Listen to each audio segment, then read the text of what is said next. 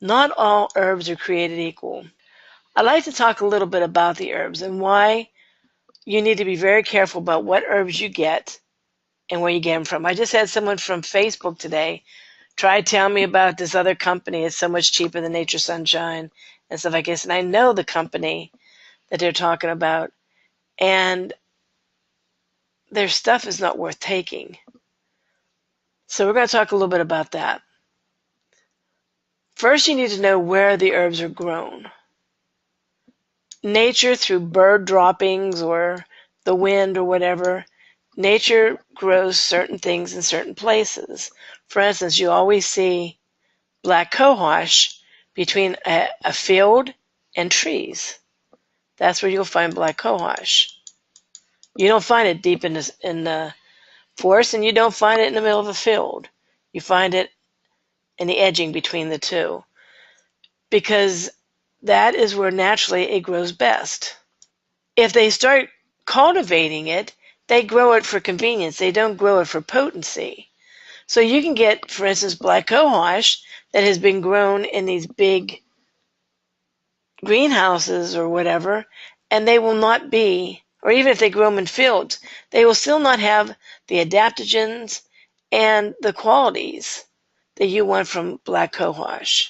So make sure you know that there's a company that wildcrafts as much as they can the important herbs, the deep herbs, and maybe organically grown. Also, you need to know when the herbs are grown.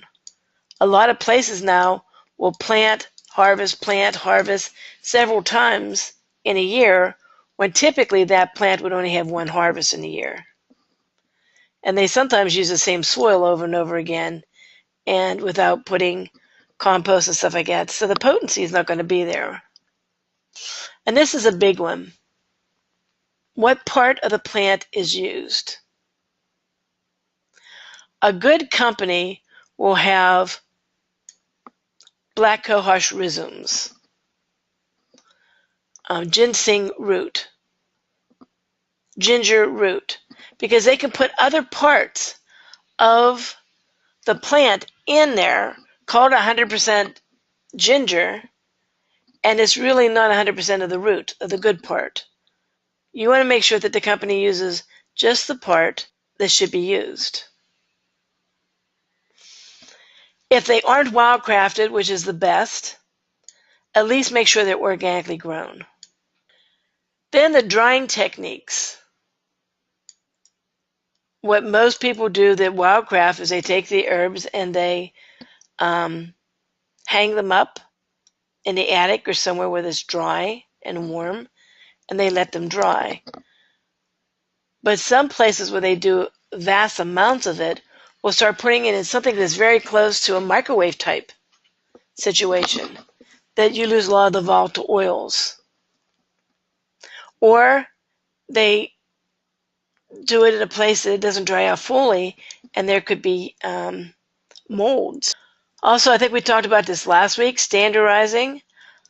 Standardizing means that they mess around with it. They try to make it a certain balance. Now there's a difference between standardizing and a standard level. Standard level means it's at least this high in different nutrients. Standardized means they make sure that the nutrients are at a certain format. And they don't know why nature has the different peaks and valleys of different nutrients in a plant. So standardized is not good. Standard level, you demand a standard amount of the active ingredient, but standardized is not necessarily what you want. Make sure they test for things for like impurities, radiation, heavy metals, things like that. And make sure they use organic minerals, not inorganic, and no synthetic vitamins.